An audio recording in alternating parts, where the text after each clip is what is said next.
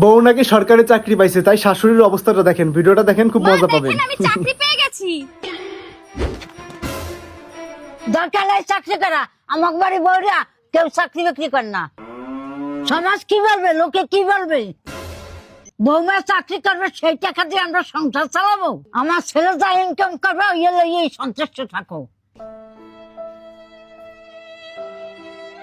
আমাকে বাড়ি বউকে কখনো দিলাম না চাকরি করতে, এখন উনি নাকি বলে চাকরি করবে।